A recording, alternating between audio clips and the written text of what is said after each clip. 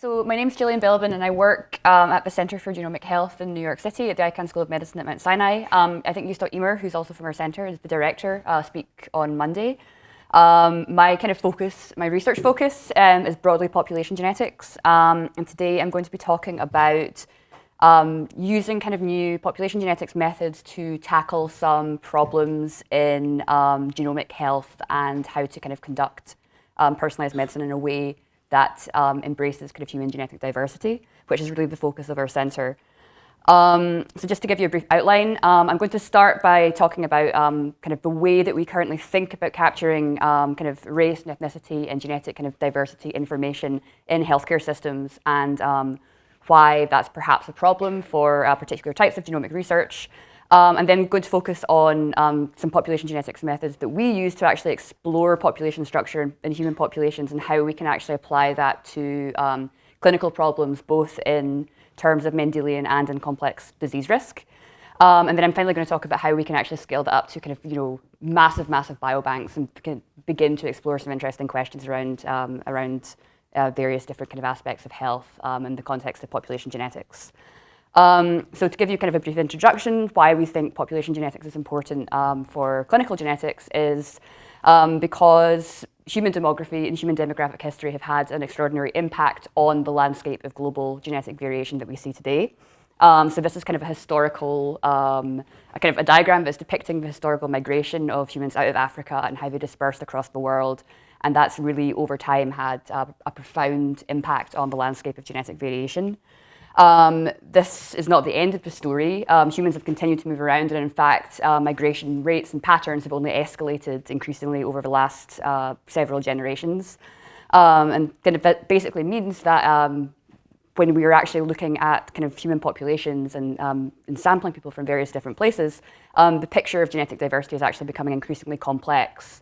So we work in a hospital in New York City, and we're working with the patient population that's coming in to the clinic. And this is kind of basically a snapshot of the kind of genetic ancestry that we'll encounter. It's basically people from all over the world.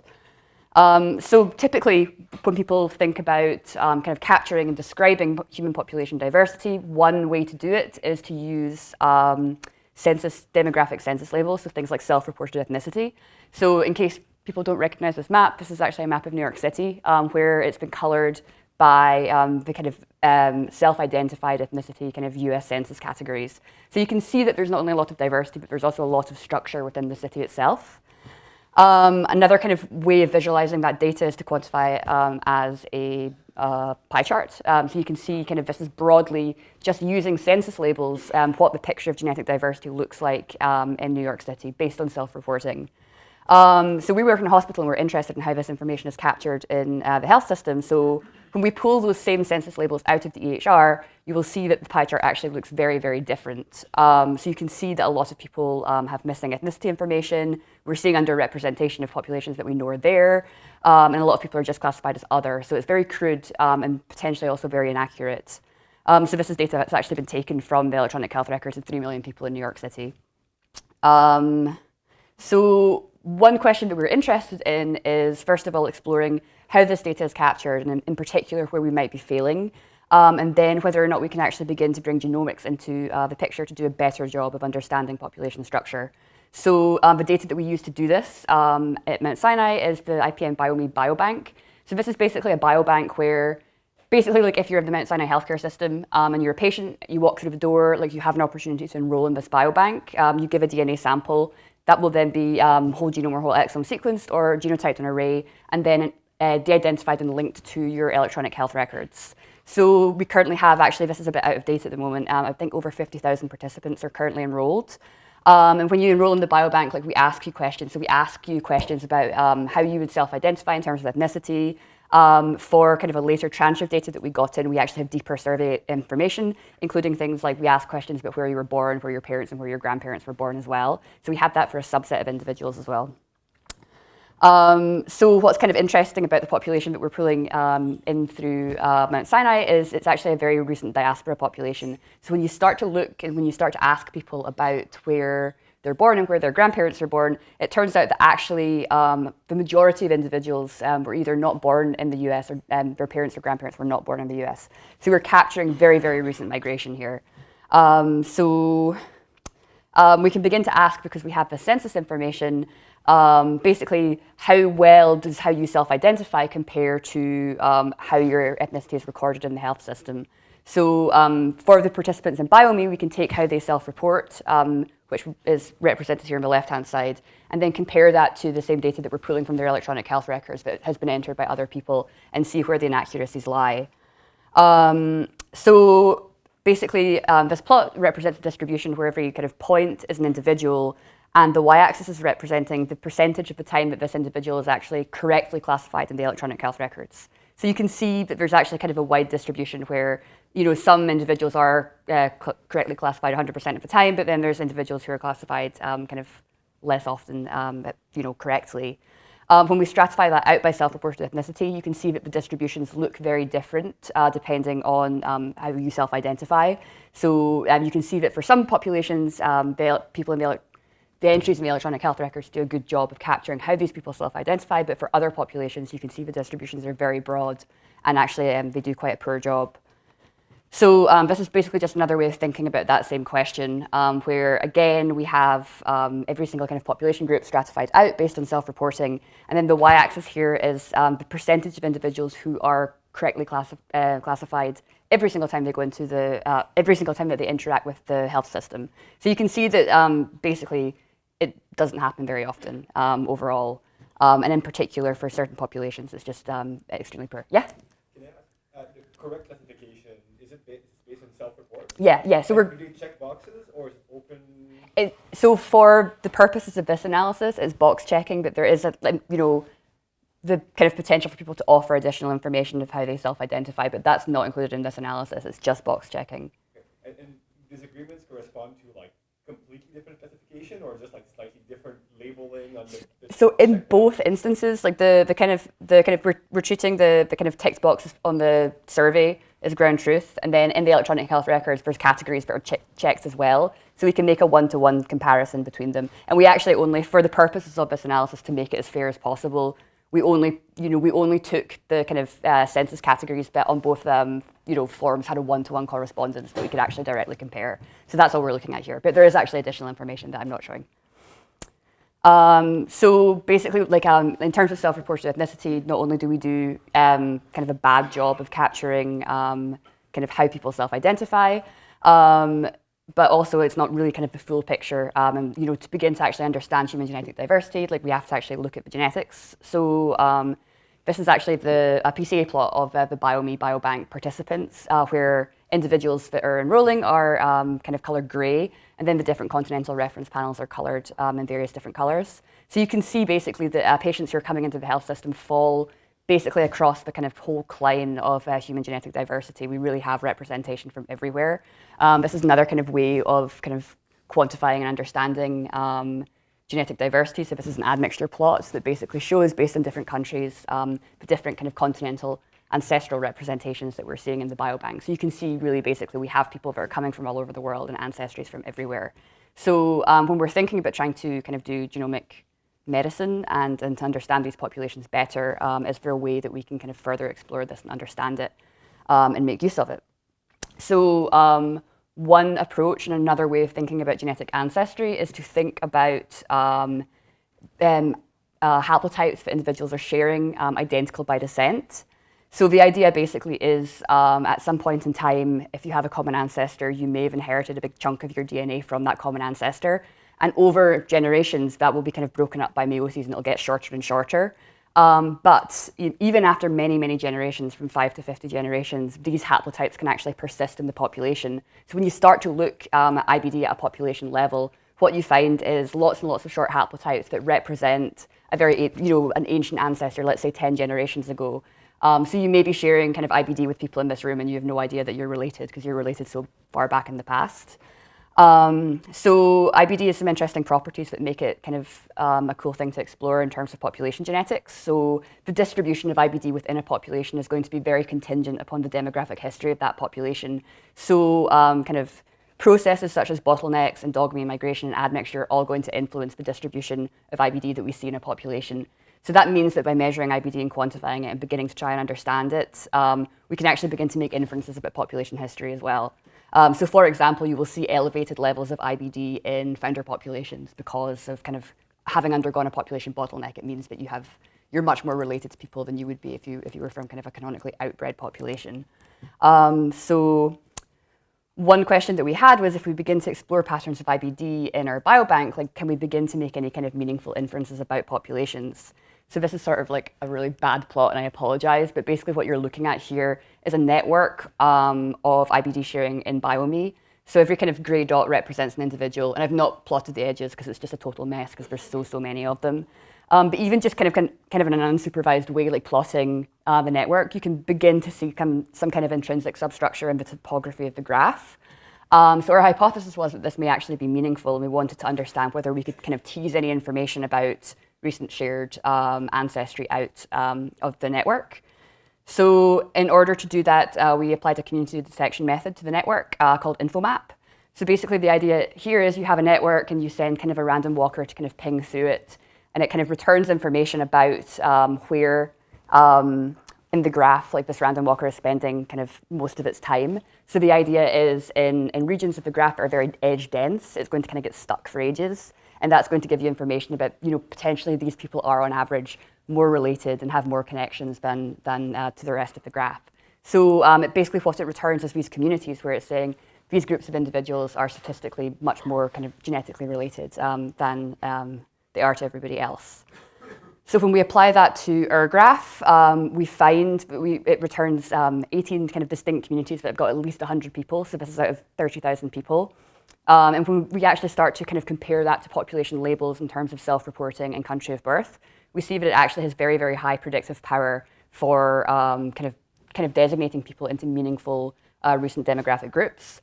So for example, like, we pull out a community of people that are entirely born in Puerto Rico, the Dominican Republic, Colombia, Ecuador. We pull out an Ashkenazi Jewish community, a Finnish community, and various different communities to kind of various different degrees of accuracy. And then when we actually start to explore the distribution of IBD within these communities, we see that it varies a lot. So as I mentioned before, when we observe elevated IBD sharing within a population, that's kind of indicative potentially of that population being a founder population. So if you look at this, I'm sorry, actually, the x-axis got cut off. Okay, so the y-axis of this plot is the kind of pairwise sum of IBD sharing between a given pair of individuals. So every point in the distribution is not an individual, it's a pairwise relationship. And the idea is, like, if a pair of individuals are sharing more IBD, that means that they're more related and more recently related.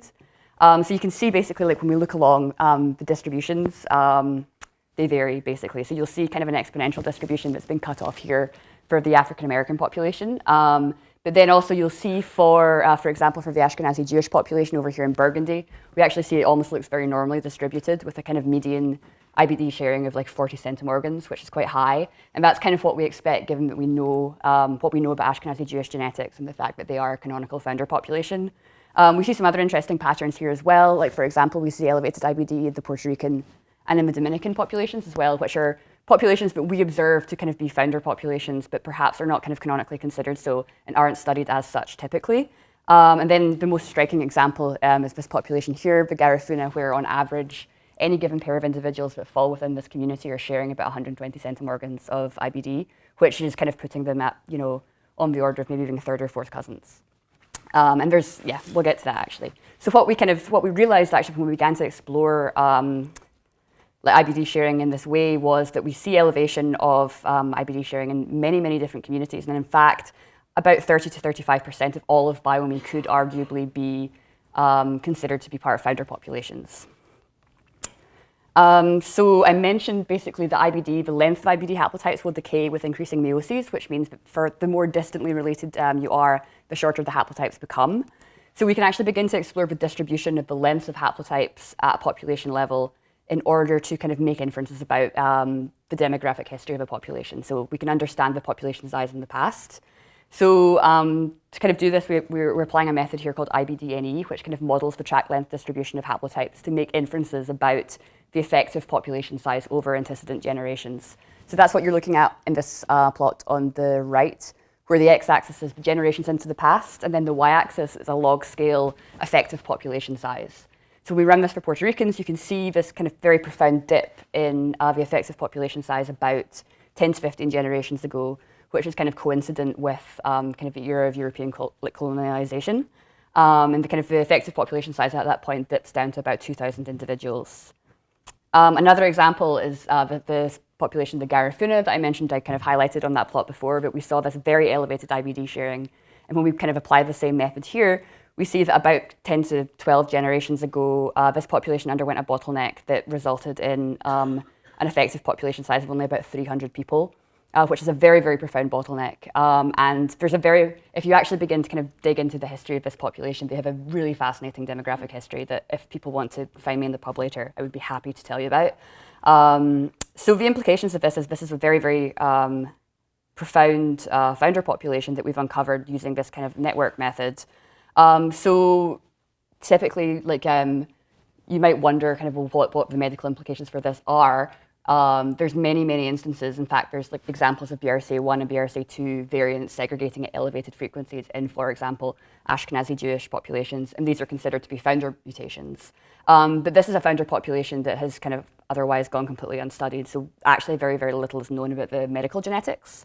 But we did actually have access to genotype data for a subset of clinically relevant variation.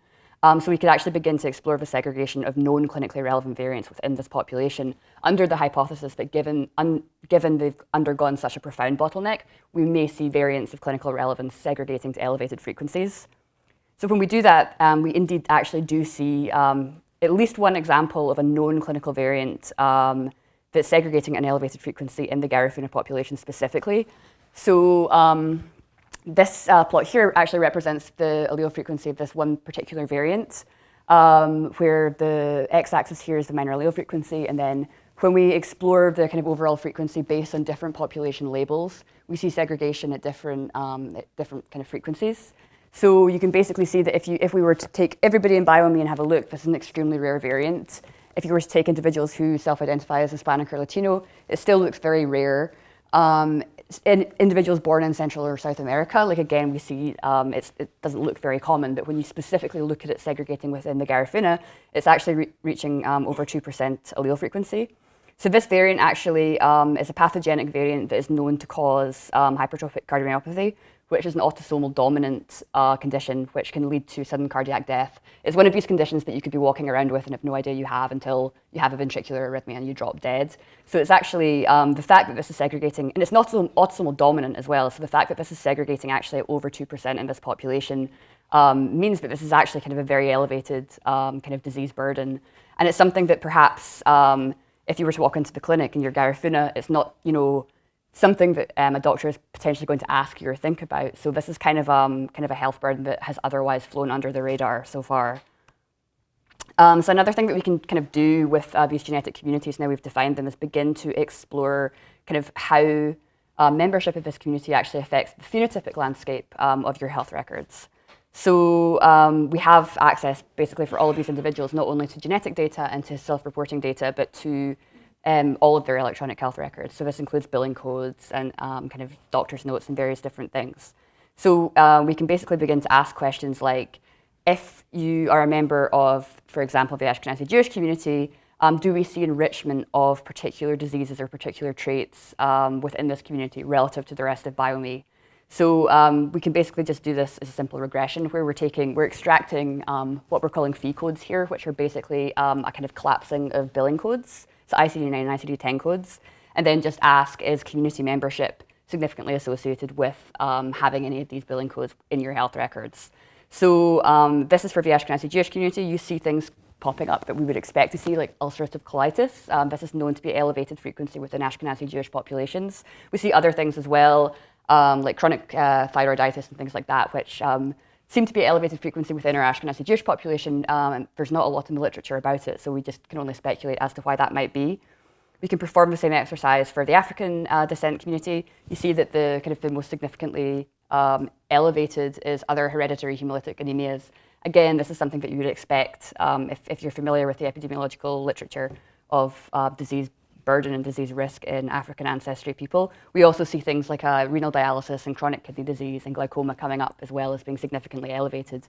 And again, these are all kind of examples of things that we know are are kind of elevated within these populations if you kind of dig into the epidemiological literature.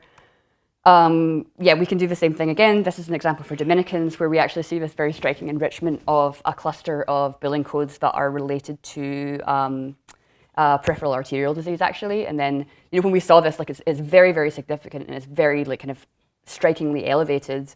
And we started to dig into the literature and it's just nothing. There's not been very many epidemiological studies on Dominican ancestry participants specifically. So this is something that you know, we've discovered that we don't actually know whether it's been observed before. So in addition to kind of thinking about Mendelian disease risk and kind of like population-specific disease burdens, we can also think about things like polygenic disease risk.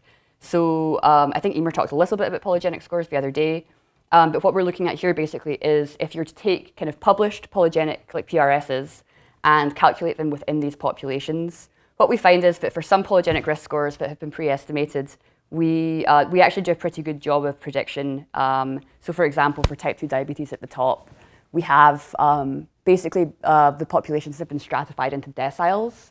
So Q1 here would represent the kind of the 10% of the distribution of Puerto Ricans that should be at the lowest risk for type 2 diabetes, and Q10 represents the 10% that should be at the highest risk. So you can see these kind of trends that make sense, basically where we actually have some predictive power to say that if you kind of fall within one of these kind of portions of the distribution, that's correlated with your with the disease prevalence within that particular population. So the top example is type 2 diabetes, but the bottom example is inflammatory bowel disease. And you can see actually when you stratify out the kind of PRS deciles by population, we actually have good predictive power for the Ashkenazi Jewish population, but then not for really any of the other populations. So that's kind of an interesting finding and why this fine scale population structure might actually be important not only for Mendelian disease, but also for complex disease as well.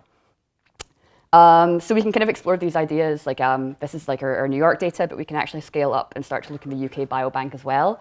So the UK Biobank, I think, is generally considered to be a very kind of homogeneous data set, but in fact, about 10% of all of the data in the UK Biobank are actually participants who were either not born in the UK or do not self-identify as white.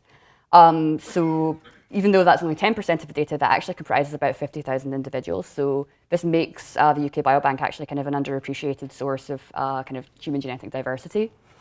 So you can look at that in PCA space. Again, you can see these are kind of UK Biobank participants falling basically across the line of human genetic variation.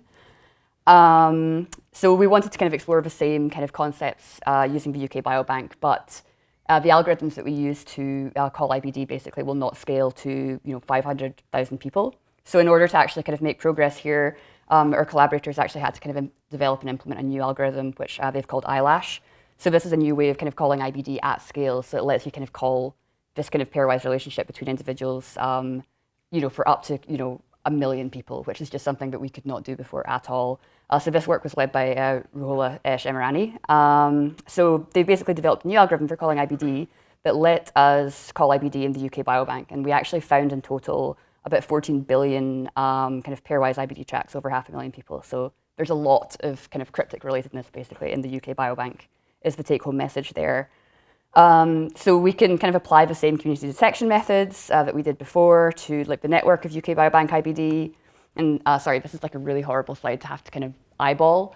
But when we actually look at the communities that we get out, this kind of is a heat map that represents the fraction of IBD sharing within and between communities. So you can kind of follow the diagonal and you can see that there's an elevation of IBD sharing within the communities that we're pulling out, which is what we would expect relative to kind of between. And there's kind of a lot of very interesting patterns. Like we pull out a Finnish community. We also pull out what we suspect is a Jewish community. So this is a community of about 7,000 individuals who, in the UK Biobank, self-identify as white or British and are born basically all over the place. And don't really separate out in PC space. But then when we run these methods here, we actually find that they have significantly elevated IBD between each other and kind of not with everybody else. So we suspect that maybe what we're picking up is a signature of kind of an ancient movement of Jewish ancestry people to the UK, which I don't think has come out of any other methods yet so far. I'm just going to focus in on one kind of particular example of an interesting kind of population that we pulled out using this method, and it's mostly people who are of South Asian ancestry. So if you just sort of subset out the network, this is what it looks like. We pulled out 4 distinct IBD communities of individuals who are mostly self-reporting being South Asian. So one of these communities, the majority of individuals were born in India, one Sri Lanka, and then one kind of across basically most of South Asia. And then this community in blue is kind of interesting because it's people who genetically in admixture space and PC space appear to be South Asian ancestry, but all self-report being born in East Africa. So I didn't actually know anything about this, but I started to dig into the literature, and it turns out that there was kind of movement of South Asian ancestry people to East Africa, like in the kind of mid-1800s. There was some kind of political unrest, and these people were forcibly displaced, and actually a lot of them ended up in London. So we're kind of picking up this diaspora movement, basically, of South Asian ancestry people through East Africa, and then eventually into the UK using this method. And again, like we can begin to explore kind of properties of the quantity of IBD sharing within these communities, and we see elevation in some of these communities and not in others, suggestive of regional founder effects again, which are potentially going to be something that warrants further exploration. So, you know, we can kind of do this looking at various different countries and things like that, but if we actually begin to explore the patterns of IBD sharing within the UK, we can stratify out by whether you were born in England, Scotland, Wales, or Ireland, and you can see that there's significant differences in how much IBD people are sharing, so how related people are within the UK. So that's kind of a very crude way of exploring that. We can actually, because we have geocoding of region of birth within the UK, we can begin to look at regional patterns of IBD sharing. And what we see, as you might expect, is we see lower levels of IBD sharing in more cosmopolitan regions like London. And then we see higher levels of IBD sharing in places like the Outer Hebrides, in the Highlands and Islands in Scotland, and in Wales. So actually the abundance and the kind of the frequency of IBD sharing that we see in the Outer Hebrides is similar to that like that we see in the Garifuna in New York. So it's kind of indicative that there are hidden founder effects actually in the UK Biobank that may actually be worth exploring. And then we can perform similar analysis where we look to see whether or not we see any phenotypic enrichment within these regions where we see elevated IBD sharing. And in fact, like for example, we see a significant enrichment of endocarditis in the Outer Hebrides, as well as various different elevated disease risks within these different groups. So with that, hopefully I've convinced you that IBD is a useful tool for exploring population genomic health. Diversity is often poorly captured in health systems, in particular in the form of self-reported ethnicity and census labels. And understanding these recent kind of migratory patterns, even within urban and cosmopolitan communities, can actually reveal interesting patterns that are important not just for population health, but specifically for genomic health as well. And this is going to have important implications, hopefully, for genomic medicine. And with that, I would just like to say thanks very much for your time and acknowledge the Centre for Genomic Health and the Institute of Personalised Medicine at Mount Sinai, our collaborators, Rui and Jose Luis Ambite, who developed the i-LASH algorithm that we've been kind of depending on here. And I'm happy to take any questions.